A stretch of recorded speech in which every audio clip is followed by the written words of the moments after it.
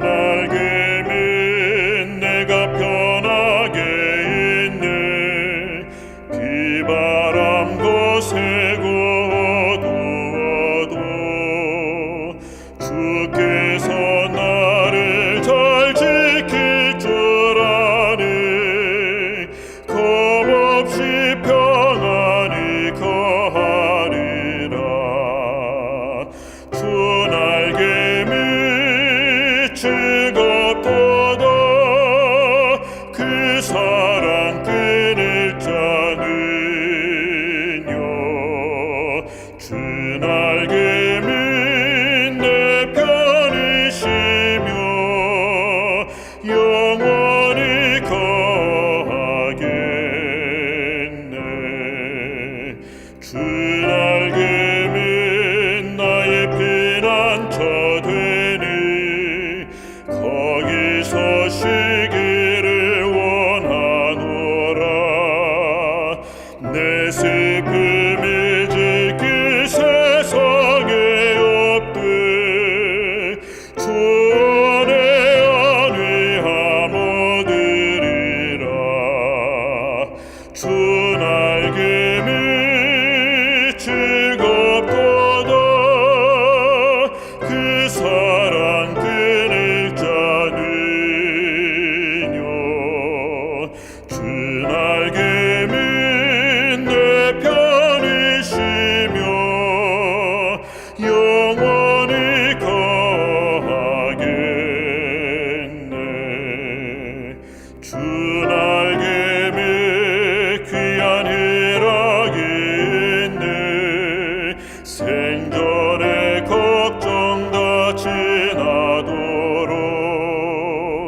그곳에 숨어 돌보심을 받고 주 안에 거하여 쉬리로다. 주 날개면 즐겁도다. 그 사랑 끊을 자는요. 주 날개면 내 편이시며 영원히 거하겠네.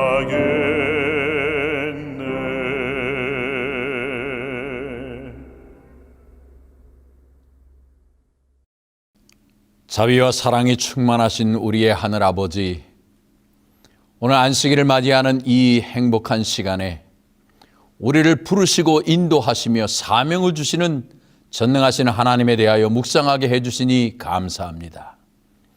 오늘 저희는 한 여인의 숭고했던 결심의 언어 가겠나이다, I will go에 대한 명확하고도 정말 진지한 하나님의 초청과 그 말씀에 순종한 한 여인의 믿음을 배우려고 합니다. 하늘아버지, 우리의 심령에 성령 하나님께서 함께 해주셔서 오늘 우리 각자에게 울리는 울림이 있게 하시고 이 기별을 받아 순종하고자 하는, 나도 가겠나이다고 하는 결심을 하는 귀한 축복의 시간이 되게 하여 주시옵소서. 예수님의 이름으로 간절히 기도하옵나이다. 아멘.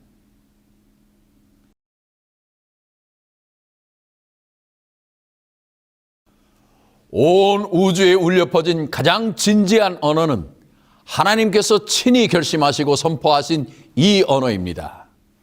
가겠나이다. 태초에 하나님께서 천지를 창조하시기 전, 아담과 하와가 하나님의 존귀하신 형상과 모습으로 창조받기 이전, 아버지 하나님과 아들 하나님과 성령 하나님의 무게 있는 회의의 결론은 바로 아들 하나님께서 하신 이 말씀이었습니다. 가겠나이다. 이 언어가 해답이었고 죄로 타락한 인류의 영원한 구원에 대한 정답이었습니다. 삼위일체 하나님께서 고민하시던 문제를 완벽히 해결할 수 있는 유일한 방법이었습니다. 물론 주어는 1인칭 나였습니다. 그러므로 완성된 문장은 바로 내가 가겠나이다. I will go. 내가 가겠나이다. 이 언어는 철저히 독립적이고 순전히 자발적이고 또 동시에 매우 순종적인 결심의 언어였습니다. 이것은 신의 명예를 두고 한 우주 최초의 맹세요 서원이었기 때문에 이 언어가 가지고 있는 무게감은 실로 상상할 수 없을 정도입니다. 이 언어의 결론은 생명을 창조하시는 하나님의 생명 포기 선언이었습니다. 가겐나이다는 창조주 하나님께서 당신의 피조물들에게 대하여 친히 하신 신적 언약이었기 때문에 이미 예고된 상상할 수 없는 희생에도 불구하고 조금의 흔들림도 없었습니다. 사랑에 기초한 가장 위대한 언어, 겸손할 이유도 겸손할 필요도 없으신 영광이시오 존엄 그 자체이신 하나님이 역으로 취하신 이 겸손함의 극치는 반드시 이루고야 말겠다는, 꼭 찾고야 말겠다는, 그리고 완전히 회복시키고야 말겠다는 창조주 하나님의 의지천명이었습니다. 내가 가겠나이다. 가겠나이다는 신앙의 총체적 언어입니다. 머리로는 이해하여 온전히 깨달았다는 뜻이요, 눈으로는 제대로 보고 바르게 인식했다는 뜻이며, 입으로는 소리로 시인하여 나의 동감을 선포하며 기꺼이 찬양하겠다는 뜻이요, 가슴으로는 철저히 받아들여 목적과 하나가 되고 싶다는 자발적인 언어입니다. 그러므로 가겠나이다는 단순한 거리적 이동을 넘어 사상의 수정, 행동의 변화, 의지의 표현을 모두 포함하는 언어입니다. 가겠나이다는 그러므로 알겠나이다, 그리고 또 하겠나이다, 그리고 바라나이다 라는 뜻을 가질 수 있습니다. 아들 하나님께서 이 선언을 하신 이후로 그분을 만나고 그분을 사랑한 사람들의 가슴과 입술에는 똑같은 이 결심의 언어가 수없이 반복되었습니다. 창세기 12장에는 이 언어의 깊은 뜻을 몸소 실천한 한 사람이 등장합니다. 바로 믿음의 조상 아브라함입니다. 너는 너의 고향과 친척과 아버지의 집을 떠나 내가 네게 보여줄 땅으로 가라. 명령은 가라였으며 대답은 가겠나이다였습니다. 여기서 잠깐 멈추어서 아브라함이 태어나고 자랐던 메소포타미아라는 곳이 도대체 어떤 곳인지 먼저 살펴보겠습니다. 세계사 시간에 여러분은 세계 4대 문명에 대해서 배우셨을 것입니다. 이는 세상에서 가장 먼저 문명을 발달시킨 4개의 지역을 가리키는 말입니다. 메소포타미아 문명, 인더스 문명, 황하 문명, 그리고 이집트 문명을 말합니다. 이 지역들에는 모두 강들이 있었습니다. 아브라함의 고향 메소포타미아는 이 4대 문명지 중에서도 가장 발전된 문명의 발상지였습니다. 티그리스 강과 유프라데스 강을 중심으로 건설된 아브라함의 고향 우르는 바로 이 문명의 중심 수도였습니다. 이곳에서 수메르인들은 지구라트라고 하는 거대한 신전들을 건축하였고 태음력, 육십진법, 그리고 함무라비 법전, 쇠기 문자 등을 통해 고대 국가들의 기반이 되는 문명을 발전시켰습니다. 구약 성경의 중심이 되는 아시리아 제국들, 또 바벨론 제국, 메데와 페르시아, 이러한 많은 제국들이 바로 이 지역에서 출현하였고 이 지역을 놓고 쟁탈전을 벌였던 대제국들입니다.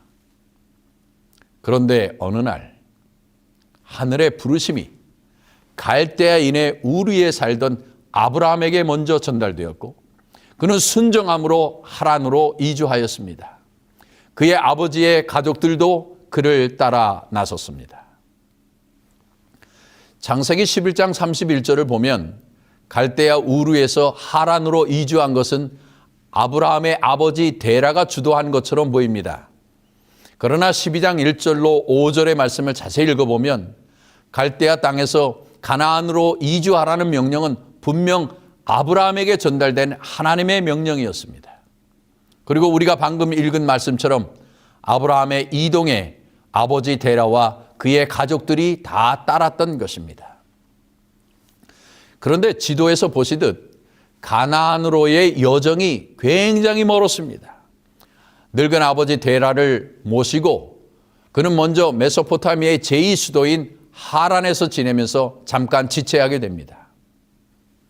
아브라함은 하란에서 아버지 데라가 죽기까지 머물렀다. 그러나 하나님의 음성은 그에게 그의 아버지의 무덤으로부터 앞으로 나아가라고 명령하였다. 아버지의 죽음으로 슬픔에 잠긴 아브라함에게 하나님은 가라는 명령을 또다시 내리십니다. 그리고 믿음의 조상 아브라함은 또다시 가겠나이다로 순종합니다. 그러나 모두가 떠난 것은 아니었습니다. 아브라함의 동생 나홀과 그의 가족은 그들의 집과 우상에 사로잡혀 있었다. 아브라함의 아내 사라 외에 오래전에 죽은 하란의 아들 롯만이 부조의 순례 생활에 동참하기로 선택하였다. 여러분, 아브라함이 메소포타미아를 떠날 때 큰 무리가 함께 떠났습니다. 아브라함은 이미 허다한 양떼와 가축대를 소유하고 있었으며 그의 주위에는 많은 종들과 가신들이 있었습니다. 다시는 돌아오지 않겠다는 각오로 조상들의 땅을 떠나는 아브라함의 결심 못지않게 그를 따르는 아내 사라와 또 많은 종들도 동일한 결심을 해야 했습니다. 영감의 글은 또다시 강조합니다. 이들 가운데 많은 사람들은 사사로운 이익이나 봉사에 대한 보수보다도 더 높은 상급의 이끌림을 받았다. 하란에 머무르는 동안 아브라함과 사라는 둘 다 다른 사람들로 참 하나님을 예배하고 봉사하도록 인도하였다.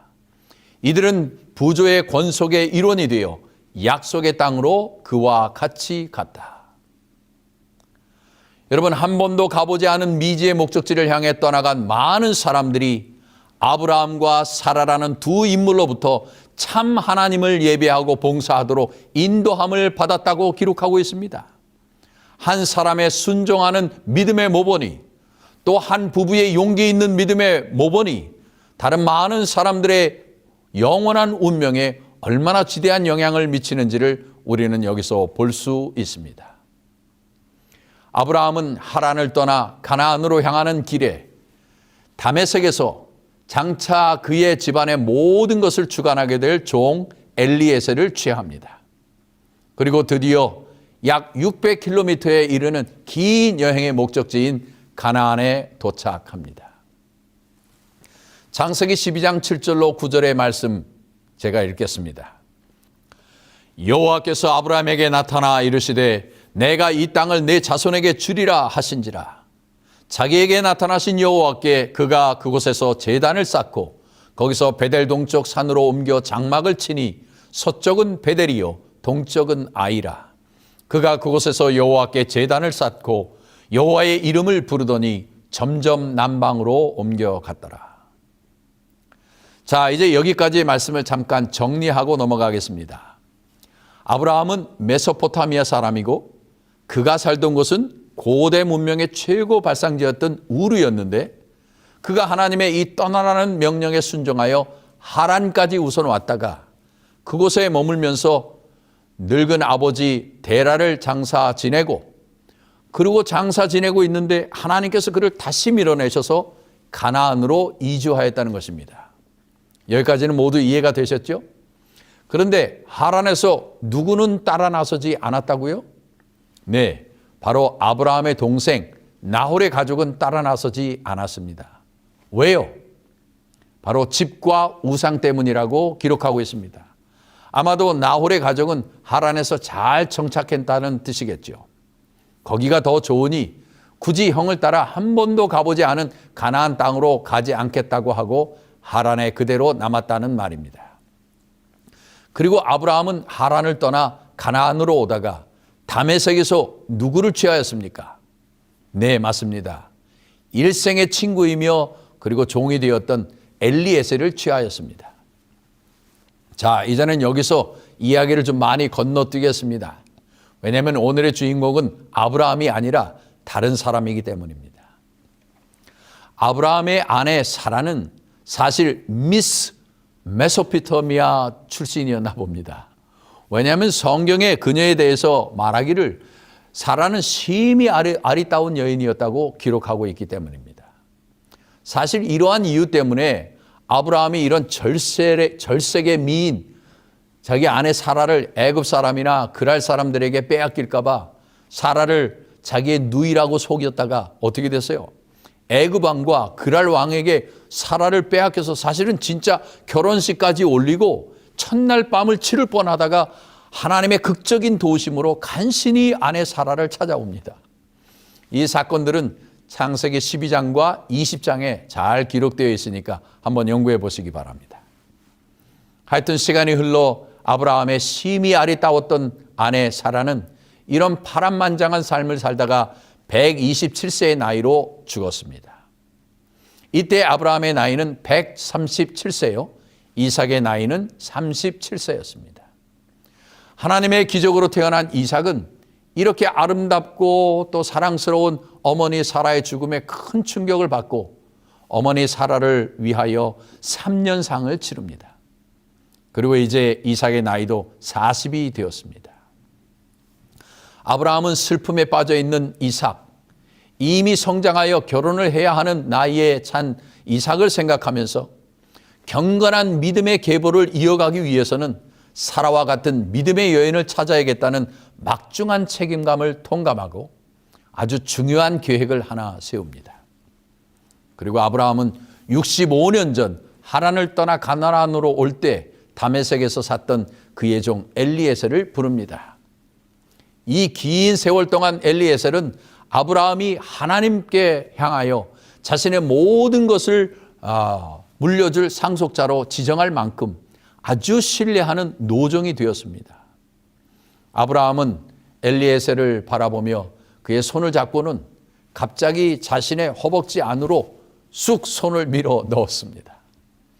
당시의 이러한 행동은 두 사람 간의 목숨을 건 비밀스럽고 매우 중대한 약속을 하는 행위였습니다. 그야말로 목숨을 담보로 하는 맹세였던 것입니다. 아브라함이 이제 엘리에셀에게 말합니다. 내가 너에게 하늘의 하나님, 땅의 하나님이신 여호와를 가리켜 맹세하게 하노니 너는 내가 거주하는 이 지방 가나안 족속의 딸 중에서 내 아들을 위하여 아내를 택하지 말고 내 고향 내 족속에게로 가서 내 아들 이삭을 위하여 아내를 택하라. 엘리에셀은 주인 아브라함에게 굳게 맹세한 후에 낙타 10마리와 종들을 이끌고 메소포타미아로 길을 떠납니다. 사명을 이루는 길이요 메시아의 혈통을 잇는 매우 중차대한 여행이었습니다.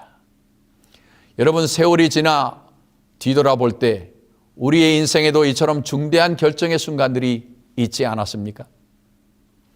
저는 아브라함이 다메섹에서 얻은 종 엘리에셀의 신앙을 존경합니다. 그는 사실 아브라함과 함께 처음부터 출발한 종이나 가신이 아니었습니다. 그는 중간에 얻은 종이었고 첫 사명을 모르고 따랐던 사람이었습니다. 그러나 그는 하늘의 하나님께서 그의 주인 아브라함과 매 순간 함께 하시는 모습을 목격하였습니다. 그는 아브라함의 실수들도 보았고 또한 위대한 모범도 보았습니다. 그리고 그는 그중에 가장 본이 되는 좋은 것을 취하여 자신의 믿음으로 삼았습니다. 여러분, 이 노종 엘리에셀이 죽기 전 마지막으로 주인에게 바친 이 충성이 인류의 구속사에 얼마나 엄청난 공헌을 했는지 아십니까? 자, 이제 그의 행적을 따라가 보겠습니다. 엘리에셀이 종들과 낙타 10마리를 이끌고 자신의 고향 다메섹을 지나 이제 하란으로 향합니다. 무려 600km나 되는 긴 여행이었습니다. 그런데 성경을 읽어보니 이런 긴 여행을 마치고 그가 찾은 곳은 여행의 피로를 풀어줄 여관이나 메소포타미아 제2수도 하란의 이름난 명승지들이 아니었습니다. 그는 하란에 도착하자마자 바로 찾은 한 장소가 있는데 그것은 바로 사명을 이룰 수 있는 최적의 장소, 여인들이 모이는 우물가였습니다. 그런데 저를 더욱 담복시키는 그의 행동이 성경에 기록되어 있습니다. 그는 우물가에 도착하자마자 하늘의 하나님께 기도하기 시작합니다. 그가 기도하여 가로되 우리 주인 아브라함의 하나님 여호와여, 원컨대 오늘날 나로 순적히 만나게 하사 나의 주인 아브라함에게 은혜를 베푸시옵소서. 성중 사람의 딸들이 물 길로 나오게 싸우니 내가 울물 곁에 섰다가 한 소녀에게 이르기를 청컨대 너는 물 항아리를 기울여 나로 마시게 하라 하리니 그의 대답이 마시라. 내가 당신의 약대에게도 마시우리라 하면 그는 주께서 주의 종 이삭을 위하여 정하신 자라. 이로 인하여 주께서 나의 주인에게 은혜 베푸심을 내가 알겠나이다. 이 얼마나 감동적인 장면입니까? 엘리에셀은 그야말로 사명에 충실한 사람이었습니다. 그는 그가 왜 하란에 왔는지를 정확히 알고 있었습니다. 그는 지체하지 않았고 사명을 이루는 일에 가장 필요한 것이 무엇인지를 행했습니다. 그것은 그의 주인 아브라함이 평소에 그에게 보여준 모본을 따르는 것이었는데 바로 하나님께 기도하는 것이었습니다. 여러분, 이제 좀 상상을 해보시기 바랍니다. 이 이야기는 정말 드라마틱하기 때문에 여러분도 저와 같이 상상하시면서 들으시면 좋겠습니다. 물동이를 머리에 진 메소포타미아의 여인들이 하나 둘씩 우물가에 모입니다. 그런데 저기 한 구석에 늙은 노인이 무릎을 꿇고 하늘을 우러러보면서 소리를 내어 기도를 하는 것입니다. 제가 이렇게 설명하는 이유는 아브라함이 하나님과 대화할 때 때로는 엎드리기도 하였고 때로는 무릎을 꿇기도 하였고 또 때로는 서서 기도했기 때문입니다. 엘리에셀은 주인을 가장 가까이에서 모시면서 그런 장면을 수도 없이 보았기 때문에 하늘에 계신 하나님께는 그렇게 기도하는 것이라고 믿었을 것입니다. 엘리에셀의 기도 내용을 자세히 읽어보니 그는 하나님께 두 가지를 간구했습니다. 첫째는 물을 깃는 소녀에게 다가가서 물을 달라고 할 때에 그 소녀가 흔쾌한 마음으로 물을 주는 것이고, 두 번째는 그 소녀가 엘리에셀의 부탁이 없음에도 불구하고 스스로 입을 열어 엘리에셀이 데리고 온 낙타들에게 물을 주겠다고 말하는 것이었습니다. 만약 이렇게 말하는 소녀를 만난다면 바로 그 여인을 하나님께서 준비해 주신 여인으로 알고 이삭의 아내를 삼도록 가나안으로 데려오고 가겠다고 말하는 것입니다. 여러분, 우리도 때로는 이런 기도를 드리지 않습니까? 하나님, 이렇게 해주시면 제가 믿겠습니다. 하나님, 이거 들어주시면 하나님의 뜻으로 알겠습니다. 적어도 이날 엘리에셀이 드린 기도는 그에게는 매우 적절하고 또 절박한 기도였습니다. 그는 이 장소를 모르고 특별히 어떤 여인이 믿음이 좋고 사라의 뒤를 이어 경건한 신앙을 이어나갈 수 있는 자질을 가졌는지 알 수 없었기 때문입니다. 그야말로 그의 기도는 조건적이기는 하였지만 오히려 하나님께서 온전히 선택해 주시기를 간구하는 아주 겸손한 기도였습니다. 그런데 사실 창세기 24장의 이 내용은 정말 드라마틱하고도 아주 흥미진진합니다. 성경을 자세히 읽어보니 엘리에셀의 기도가 아직 마치지도 않았는데 한 여인이 저기서 물 항아리를 어깨에 메고 머리에 메고 그리고 그에게 다가옵니다. 그런데 이 여인이 또 아주 절세의 미인이었다고 성경은 기록하고 있습니다. 보실까요? 그 소녀는 보기에 심히 아리답고 지금까지 남자가 가까이 하지 아니한 처녀더라. 엘리에셀이 기도를 막 마치고 눈을 딱 떴는데 그의 눈에 한 여인이 물동이를 메고 다가오는데 이건 주인의 아내였던 사라 못지않은 아주 절세의 미인이 다가오는 것입니다. 성경에는 엘리에셀이 약간 흥분했는지 그녀를 향하여 마주 달려나갔다고 기록하고 있습니다. 그럴 만도 하지요. 기도를 간절히 드리고 눈을 딱 떴는데 사명을 이루어 줄 만한 대상이 바로 그의 눈앞에 나타났으니까요. 그렇게 달려갔던 엘리에셀이 그녀에게 말합니다. 내 물 항아리의 물을 내게 조금 마시우라. 그 부탁합니다. 요즘 말로 말하면 물 한 모금만 좀 주실 수 있을까요? 라는 뜻이에요. 그러자 그 소녀는 다소곳이 주여 마시소서 하면서 급히 그 물 항아리를 손에 내려 마시게 합니다. 여러분, 엘리에셀은 분명 컵을 손에 들고 물을 따라주는 그녀를 자세히 훑어보았을 것입니다. 드디어 고맙다는 말을 하고 엘리에셀이 이제 조금씩 물을 마십니다. 그런데 여러분, 엘리에셀이 이 물을 마시면서 도대체 무슨 생각을 하며 물을 마셨을까요? 소녀여, 한마디만 더 해주시오. 내가 데리고 온 저 낙타에게도 물을 주겠다고 말이오. 이것은 제 상상입니다만 아마 자신이 드렸던 기도가 빨리 그리고 정확히 응답되기를 바라는 마음에 어쩌면 엘리에셀이 물을 마시면서 일부러 낙타 쪽을 바라보면서 그 여인의 시선을 좀 이끌려고 했는지도 모르겠습니다. 이렇게 말이죠. 여러분, 어쩌면 엘리에셀은 마음속으로 또다시 간절한 기도를 드리면서 물을 마셨을 겁니다. 드디어 꼴깍꼴깍 이제 물을 다 마시게 되었습니다. 애타는 마음으로 그녀의 입에서 고대하던 한마디가 나오기를 고대하면서 말이죠. 그리고 마지막 물을 다 마시고 꼴깍 했는데 무슨 일이 일어났을까요? 성경에 보니 마시우기를 다 하고 가로되 당신의 약대도 위하여 물을 길어 그것들로 배불리 마시게 하리이다. 와, 이게 지금 뭐예요? 엘리에셀이 기도 중에 두 가지를 간구했죠. 이 두 가지의 증표들이 지금 연달아 그의 눈앞에서 펼쳐지고 있는 것입니다. 엘리에셀의 가슴이 쿵닥거리며 뛰기 시작합니다. 하나님, 이렇게 빨리 응답해 주시다니요. 감사합니다, 하나님. 그런데 여러분, 엘리에셀은 젊은 종이 아니었습니다. 평생 주인을 섬기며 정말 많은 것을 철저하게 검증하는 습관을 가진 사람이었습니다.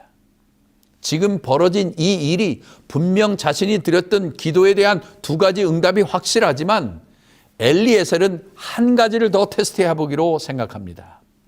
그것은 바로 이 선택받은 여인의 진정한 내면의 모습을 살펴보는 것이었습니다. 자, 성경이 이 부분에 대해서 어떻게 기록하고 있는지 살펴보겠습니다. 참 여기서 여러분이 꼭 아셔야 할 것이 하나 더 있습니다. 이 사건이 일어난 때는 지금으로부터 무려 약 3,900년 전이라는 사실입니다. 당시의 여인들이 물을 기를 때 사용했던 항아리는 지금처럼 가벼운 플라스틱이라는 소재가 아니고 주로 진흙을 구워 만든 그런 항아리로서 좋기 5kg에서 10kg은 나갔을 만한 아주 무거운 항아리들이었습니다. 다음은 이 사건에서 이 여인이 항아리를 어떻게 운반하고 사용했는지에 대해 성경에 기록된 말씀들입니다. 창세기 24장 16절, 18절, 20절의 말씀입니다. 한번 보실까요? 그가 우물로 내려가서 물을 그 물동이에 채워가지고 올라오는지라. 또 급히 그 물동이를 손에 내려 마시게 하고, 또요 급히 물동이의 물을 구유에 붓고 다시 기르려고 우물가로 달려가서 모든 낙타를 위하여 깃는지라. 자, 이제 분석해 보겠습니다. 첫 번째로 우물가로 내려갔다가 물을 길어 올라왔다고 했으니 아마도 최소한 20 내지 30m 거리가 좋게 넘는 그러한 거리였을 것이고 분명히 계단들도 포함되어 있었을 것입니다. 그리고 두 번째로는 이 물 항아리를 머리에서 어깨로 그리고 다시 땅으로 내렸다 올렸다를 반복하는 자세가 여기 기록되어 있습니다. 이것은 사실 남자들도 하기 힘든 중노동이죠. 육체 노동이 언급되고 있는 것입니다. 그리고 세 번째는 급히라고 하는 단어가 두 번이나 사용되었고 그녀가 달려가서라는 이러한 표현이 나온 것을 봐서 그녀의 성격이 매우 단호하고 또한 행동은 신속하였고 꾸준히 이 고된 일이 지속되었음을 보여주고 있습니다. 자, 여러분, 낙타 10마리에게 물을 충분히 마시게 하겠다는 약속을 지키기 위해 이 아리따운 여인이 지금 부지런히 움직이고 있음을 우리가 상상해 볼 수 있는 것입니다. 자, 여기서 이 상황을 좀 더 정확하게 이해하기 위해 제가 과학적 분석을 해보겠습니다. 이 동물학자들의 연구에 의하면 사막을 여행하기에 가장 적합하도록 창조된 한 가지 동물이 있는데 그것은 낙타들이죠. 이 낙타들은 여행을 떠나기 전에 엄청난 물을 마셔서 그 물을 몸에 저축하고 다닌답니다. 낙타 한 마리는 10분 만에 보통 100리터의 물을 마신답니다.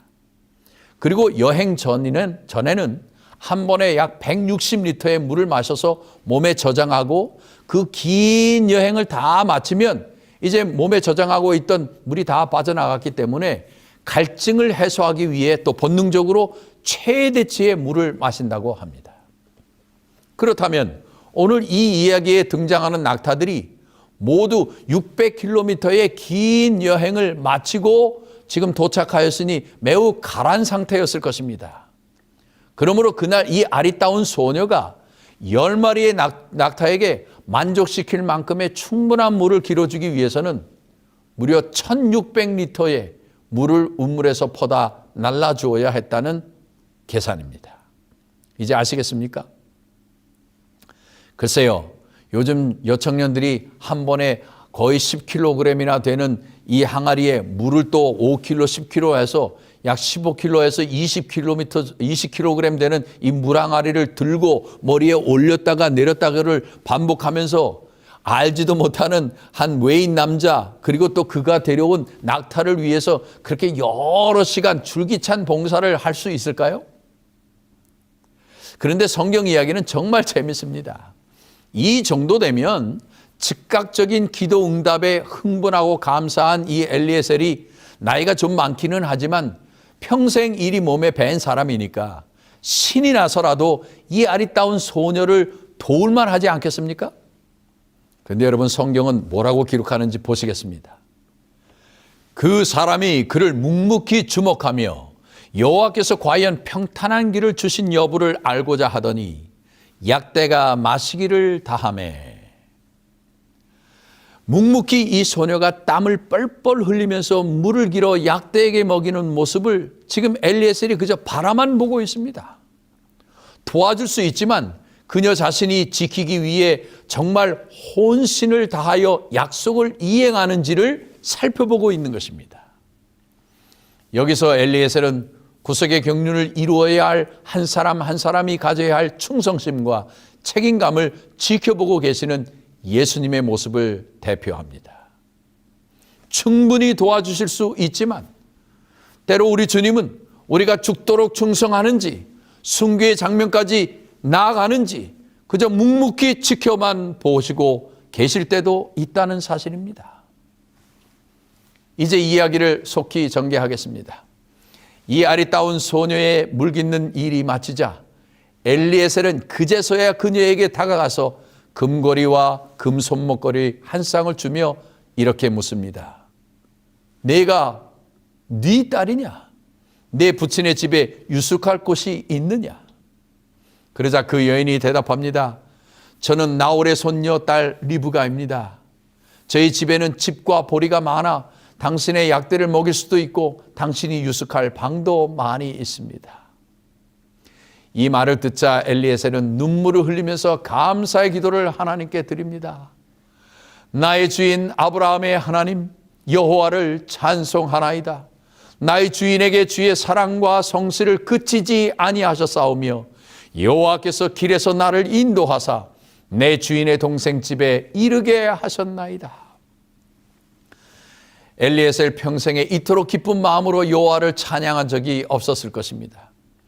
물론 주인의 부인 사라가 90살이 되어 이삭을 낳았을 때 온 가족들과 종들이 기뻐 외쳤겠지만 보잘것없는 자기 자신의 기도에 이토록 정확히 그리고 신속하게 응답해 주시는 여호와 하나님의 위대하심에 그는 머리를 숙여 경배를 드리는 것입니다. 드디어 엘리에셀이 소녀의 집에 도착하였습니다. 소녀의 아버지와 어머니와 오라비가 나와서 반갑게 그를 맞이했습니다.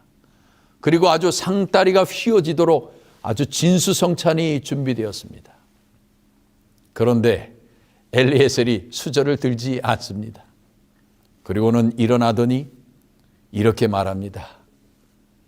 저는 제가 이곳에 왜 왔는지, 어떠한 맹세를 하고 이 먼 길을 왔는지, 그리고 저의 사명이 무엇인지 압니다.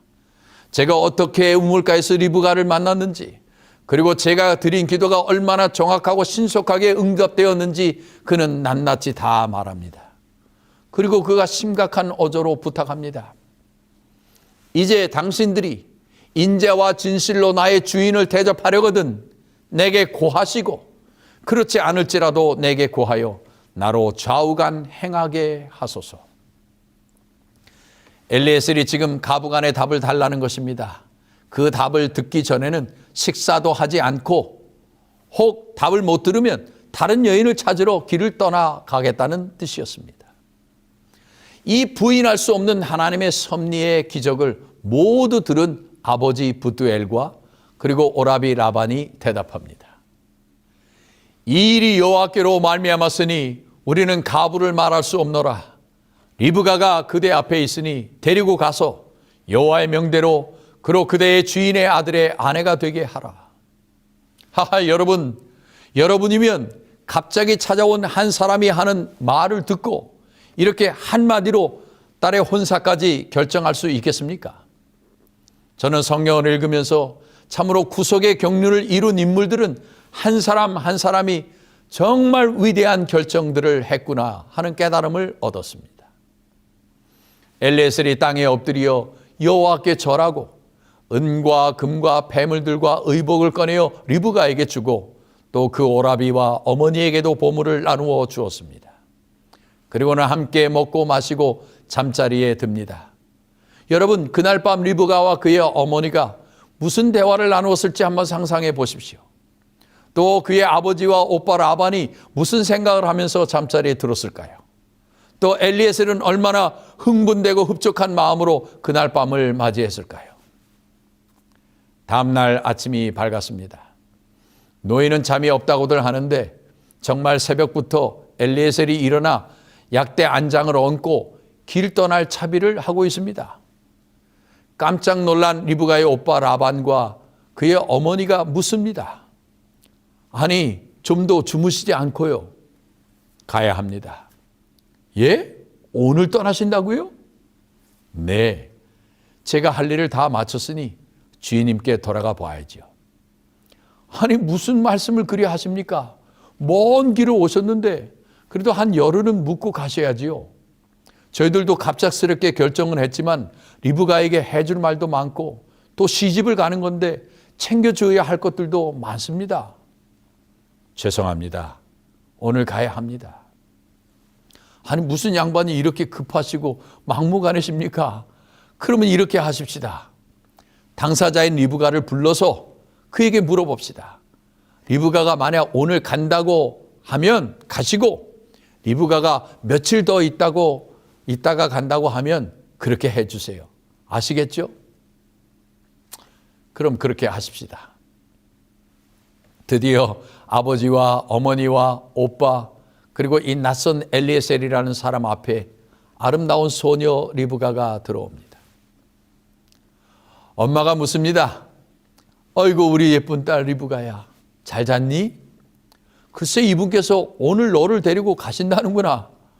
우리가 너에게 준비해서 챙겨줄 것들도 많고 또 내가 시집을 가는 거니까 엄마가 너에게 해줄 말도 정말 많은데 그래서 엄마가 이분에게 한 열흘만 더 계시다 가시라고 부탁을 드렸는데 한사코 오늘 너를 데리고 떠나신다는구나. 그래서 내 의사에 따르기로 했다. 리브가야, 우리랑 한 열흘 정도 더 있다 갈래? 아니면 오늘 이분을 따라서 그냥 가버릴래? 여러분, 지난 시간에도 제가 말씀드렸지만 여러분께서 성경을 깊이 이해하시기 원하신다면 여러분 자신을 이야기의 주인공으로 한번 삼아 보십시오. 여러분이 만약 리브가의 엄마라면, 여러분이 그렇게 사랑스럽고 예쁜 딸의 아버지라면 하루아침에 수천리 떨어진 곳으로 딸을 생이별하듯 보내실 수 있겠습니까? 저의 사모는 이 설교를 들으면서 사실 울었습니다. 자기 같으면 도저히 그렇게 못할 것 같다고요. 그런데 여러분, 이런 감정 정리가 쉽지 않은 이 시간에 리브가가 대답합니다. I will go. 가겠나이다. 제가 솔직히 성경을 읽으면서 이토록 큰 충격과 함께 큰 감동을 받은 적이 없습니다. 정말 리브가의 한마디야말로 제 마음을 사로잡는 아주 강력한 언어였습니다. 저에게 이 말씀은 제가 안수식 때에 하나님께 소원했던 그 약속 이상의 무게와 진실함을 담은 정말 도전적인 언어였습니다. 저는 어떻게 집과 우상에 사로잡혀 아브라함을 따라 약속의 땅에 가지 않았던 나홀의 집안에서 어떻게 이런 위대한 믿음을 가진 여인이 태어나고 자라났는지 상상하기조차 어렵습니다. 진실로 하나님께서는 당신의 구속사를 이루실 인물들을 내려다 보시고 그들에게 위대한 선택을 할 수 있는 기회들을 주신다는 사실을 깨닫고 하나님께 영광을 돌릴 수밖에 없습니다. 히브리서 11장을 가득 채우는 믿음의 노덕들의 반열에 사라와 라합의 이름이 올라 있지만 저는 오늘 리브가야말로 그 반열에 넉넉히도 오를 만한 아주 충분한 믿음을 행사한 위대한 여인이라고 말할 수 있습니다. 가겠나이다. 성도 여러분, 오늘 이 위대한 언어를 말한 리브가의 이름의 뜻이 무엇인지 아십니까? 히브리 말로는 연결, 커넥션, 연결이라는 뜻이고 또 셈적의 언어로는 묶다라는 뜻입니다. 아브라함의 하나님, 이삭의 하나님, 야곱의 하나님을 위대한 믿음이라는 고리가 연결하고 묶었듯이 하나님은 그들의 신실한 아내들도 받으셔서 사라의 하나님, 리브가의 하나님, 라헬의 하나님으로 우뚝 서신 것입니다. 사랑하는 성도 여러분, 우리의 믿음은 이렇게 선택하는 것입니다. 그리고 옳게 선택한 것을 위해 신속히 행동하는 것입니다. 미적미적거리고 지체하고 미루다가 아무것도 이루지 못하고 뒤돌아서는 사람이 아니라 리브가처럼 정확히 판단하고 단호히 선택하고 신속히 행동하는 믿음의 성도들이 되어야 하겠습니다. 자, 이제 한번 따라 하십시오. 주께서 부르시면 가겠나이다.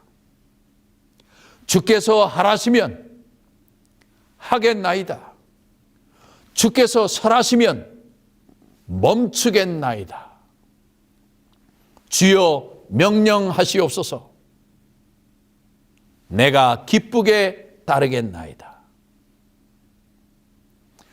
사랑하는 재림 성도 여러분, 특별히 리브가처럼 아름답고 사랑스러운 우리 재림 청년 여러분, 주님께서 여러분을 부르시면, 주님께서 여러분에게 명령하시면 모두 큰 소리로 대답하시기 바랍니다. 가겠나이다. I will go. 내가 가겠나이다. 말씀을 마치겠습니다.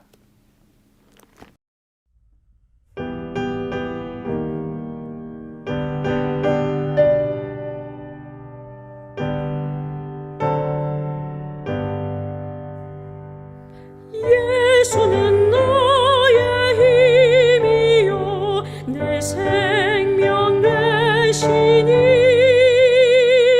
거저 예수 떠나가며 죄 중에 빠지리 눈물이 앞을 가리고 내 맘에 근심 쌓일 때 위로하리 누구시뇨 주 예수. 예수는 나의 힘이요 내 친구 되시리 그의 은혜 간구하면 풍성이 받겠네. 햇빛과 비를 주시니 추수할 곡식만 더다 기쁜 열매 주시니를 주 예수. 예수는 나